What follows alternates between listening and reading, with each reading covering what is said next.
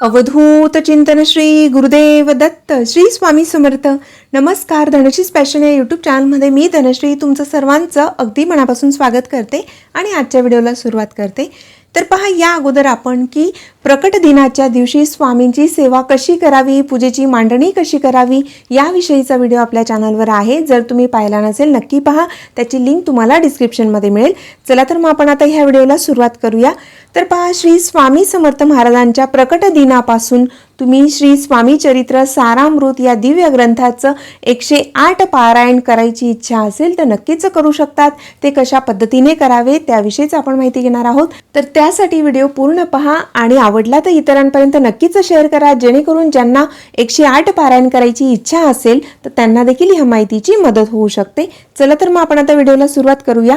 तर पहा, जेव्हा तुम्ही स्वामी चरित्र या ग्रंथाचं पारायण करणार असतील तर नक्कीच तुमच्या ज्या काही संकट असतील, ज्या काही समस्या असतील किंवा एखादी गोष्ट मिळवण्यासाठी तुम्ही जो प्रयत्न करत असतील आणि त्यात तुम्ही अपयशी होत असतील, तुमचं कुठलं काम होत नसेल, त्यासाठी देखील तुम्ही 108 पारायणाचा संकल्प करून हे जे स्वामी चरित्र आहे याचं नक्कीच पठण करू शकतात. कारण ज्या वेळेला तुम्ही 108 पारायण करायला सुरुवात करतात त्यावेळेला स्वामींच्या कृपेने तुमचे 108 पारायण व्हायच्या अगोदरच तुमच्या जवळपास सर्वच इच्छा स्वामींनी पूर्ण केलेल्या असतात.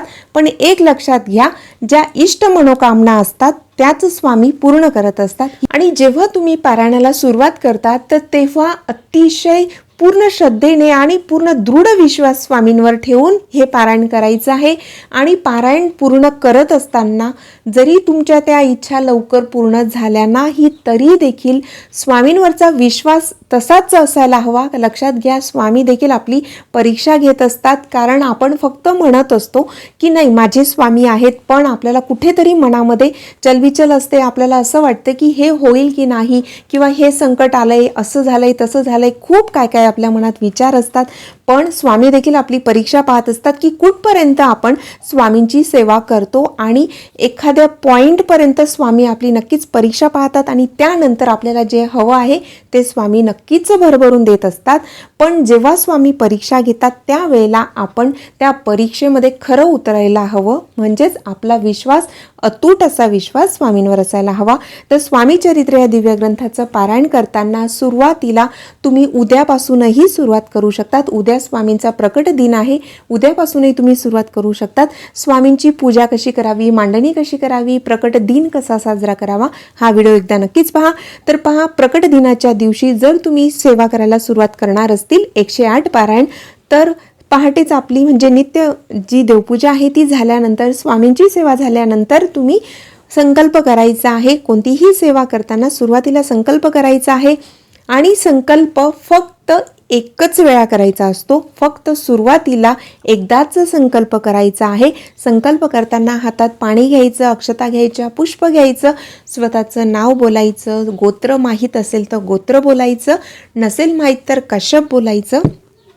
आणि हे पारायण म्हणजे स्वामी चरित्र सारामृत याचं तुम्ही 108 पारायण करणार आहात. तर ते पारायण किती दिवसात ते पूर्ण करणार आहात, त्याचबरोबर 108 पारायण करणार आहात, किती दिवसात पूर्ण करणार आहात आणि कोणत्या कारणासाठी तुम्ही ते करत आहात. म्हणजे जर तुमचं काही अडचण असेल, संकट असेल, समस्या असेल किंवा एखादी गोष्ट तुम्हाला मिळवायची असेल, त्यात अडचणी येत असतील तर ते तुम्ही सर्व स्वामींना सांगायचं आहे. आणि ते जे काम असेल तुमचं ते निर्विघ्नपणे स्वामींच्या कृपेने तुमची इच्छा पूर्ण व्हावी. त्याचबरोबर जो संकल्प करतायत तर स्वामी तो संकल्प तुम्ही पूर्ण करून घेणारे देखील तुम्हीच आहात. आणि माझ्याकडून तुमची सेवा अखंड नित्य होऊ द्या असं स्वामींना विनंती करायची. आणि तळ हातातील पाणी सरळ हाताने ताम्हणात सोडायचं आणि ते पाणी नंतर तुम्ही कोणत्याही झाडांना टाकू शकतात. अशा पद्धतीने अगोदर संकल्प करायचा आहे. संकल्प फक्त एकदाच करायचा असतो. त्यानंतर तुम्ही त्या दिवसापासून स्वामी चरित्र सारामृत या ग्रंथाचं पारायणाला सुरुवात करू शकतात. आणि आता संकल्प तर तुम्ही केलेलाच आहे. त्यानंतर की 108 पारायण तुम्ही किती दिवसात पूर्ण करणार आहात. लक्षात घ्या, स्वामी चरित्र सारामृत यात 1 ते 21 अध्याय आहेत, म्हणजे टोटल 21 अध्याय आहेत. ज्या वेळेला तुम्ही 21 अध्याय पूर्ण ते पठन करतील तेव्हा तुमचं एक पारायण पूर्ण झालं असं म्हटलं जातं. असे तुम्हाला 108 पारायण करायचे आहेत. त्यासाठी तुम्ही प्रकट दिनापासून जर सुरुवात केली तर तुम्ही अगदी लागोपाठ 108 दिवसही करू शकतात. किंवा जर समजा मध्ये मासिक धर्म असेल, स्त्रिया जर हे पारायण करत असतील, मासिक धर्म असेल, तेवढे 5 ते 6 दिवस सोडून तुम्ही पुन्हा ते राहिलेले जे पारायण आहेत ते तुम्ही पूर्ण करू शकतात. त्याचबरोबर जर कुठे तुम्हाला गावी जावं लागलं मध्ये, तेवढे 2-3 दिवस जे काही असेल ते तुम्ही म्हणजे स्किप करू शकतात. किंवा तेवढे दिवस तुम्ही पारायण न करता पुन्हा गावी गेले असतील, तिथून आल्यानंतर पुन्हा राहिलेली सेवा कंटिन्यू करायची आहे. त्याचबरोबर स्वामी चरित्र सारामृत हे तुम्ही 108 पारायण 108 दिवसात करू शकतात. किंवा तुम्ही ते पारायण 51 दिवसातही पूर्ण करू शकतात. जर तुमच्याकडे वेळ असेल तर तुम्ही रोजचे 2 पाठ वाचू शकतात. 2 पाठ म्हणजे 2 पारायण करू शकतात. म्हणजे 21 अध्याय एकदा पठन केलं सकाळी, पुन्हा तुम्ही दुपारीही पठन करू शकतात. अशा पद्धतीने तुम्ही दिवसभरातून 2 पारायणं केली तर ते लवकर पूर्ण होतात. जर तुमची इच्छा असेल तर तुम्ही 108 पारायण 108 दिवसातही पूर्ण करू शकतात. किंवा 108 पारायण तुम्ही 51 दिवसात पूर्ण करू शकता. त्याचबरोबर 108 पारायण तुम्ही 21 दिवसात देखील पूर्ण करू शकतात. आता ते तुमच्यावर आहे की तुम्ही तुमच्याकडे वेळ कसा आहे आणि त्यानुसारच तुम्ही ते पठन करायचं आहे. कारण संकल्प करताना विचारपूर्वक संकल्प करा. जसं तुम्हाला जमेल त्या पद्धतीने संकल्प करताना बोलायचं आहे. कारण बऱ्याच वेळेला मला मागेही मी हा व्हिडिओ टाकलेला, खूप मला कमेंट होत्या की पारायण सुरू झालेलं असतं पण मध्येच काही ना काही अडचणी येत असतात. लक्षात घ्या, पारायण सुरू झाल्यानंतर जर मासिक धर्म आला तेवढे दिवस स्किप करायचं.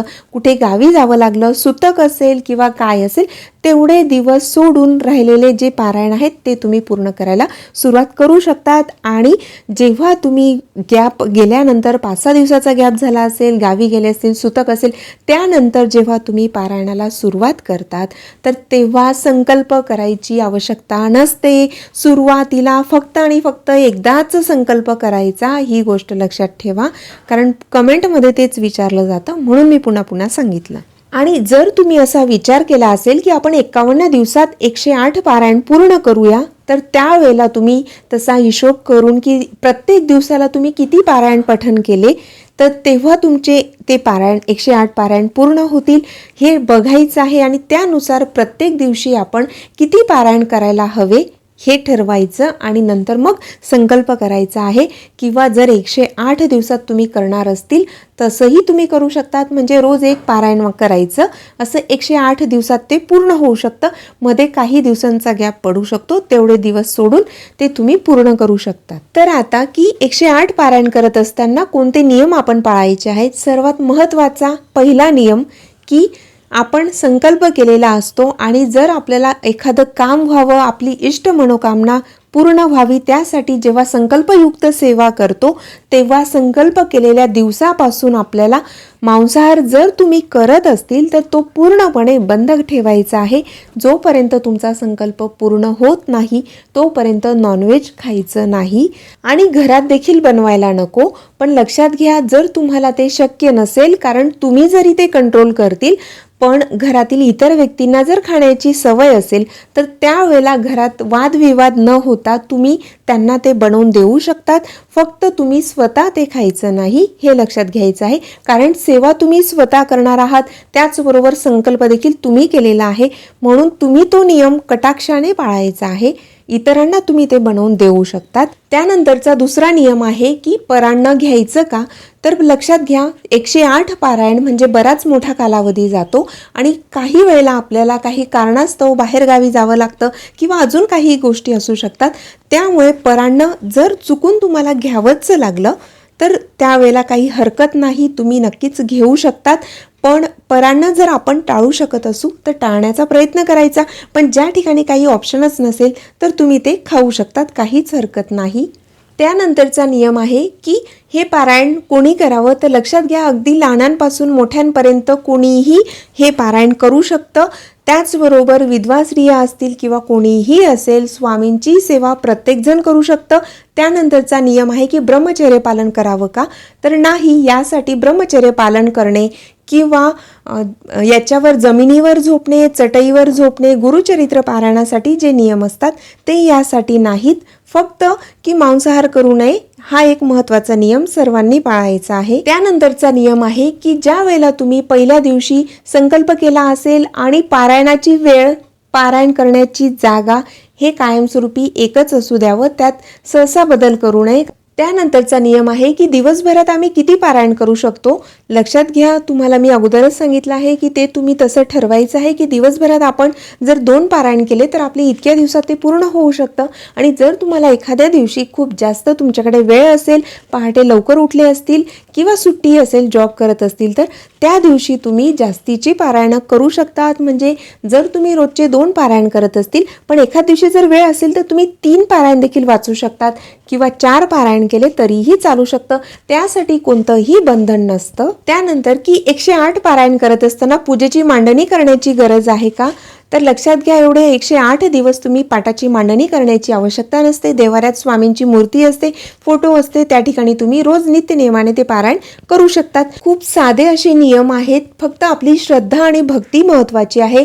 स्वामींजवळ धूप दीप लावायचं, पुष्प असेल ते अर्पण करायचं, दुधाचा किंवा साखरेचा नैवेद्य अर्पण करायचा आणि हे वाचायला सुरुवात करायची. आणि सुरुवातीला जेव्हा तुम्ही सुरुवात करतील तेव्हा स्वामींचं नामस्मरण करायचं आहे. जमलं तर 11 माळी जप करा, नसेल एवढा वेळ तर 1 माळ तरी कमीत कमी जप करायचा आहे. अगदी साधी सरळ सेवा आहे. नक्कीच तुम्ही प्रकट दिनापासून 108 पारायण करायला सुरुवात करू शकता. त्यानंतर पहा की 108 पारायण पूर्ण झाल्यानंतर उद्यापन करावं का, तर उद्यापन केलं तरी चांगलं आहे, नाही केलं तरी देखील हरकत नाही. पण जर आपण एखादी सेवा अगदी संकल्पयुक्त करत असतो तर त्यानंतर जर आपण नाही जास्त पण अगदी साध्या पद्धतीने अन्नदान केलं किंवा एखाद्या गरजूला जरी आपण मदत केली तरीही चालू शकतं. आता अन्नदान म्हणजे खूप लोकांना जेवू घालणं वगैरे असं नाही. अगदी तुम्ही 2-5 जणांनाही तुम्हाला जे जमेल ते जेवणाचं देऊ शकतात किंवा फक्त फळं वगैरे दिली तरीही चालू शकतं. अगदी साधी सरळ सेवा आहे, नक्कीच करण्याचा प्रयत्न करा. त्यानंतर की दिवसभरात तुम्ही कोणत्याही वेळेला पारायण वाचू शकतात. फक्त दुपारी 12 ते 12:30ची वेळ सोडून नंतर तुम्हाला जी वेळ योग्य वाटत असेल त्या वेळेला ते ठरवायचं आहे आणि रोज देखील त्याच वेळेला पठण करण्याचा प्रयत्न करायचा आहे. एखाद्या दिवशी नाही जमलं त्यावेळेला तर हरकत नाही, पण ती वेळ पाळण्याचा प्रयत्न करायचा. तर अशी ही माहिती होती. आवडली असेल तर लाईक आणि शेअर करा. अवधूत चिंतन श्री गुरुदेव दत्त. श्री स्वामी समर्थ.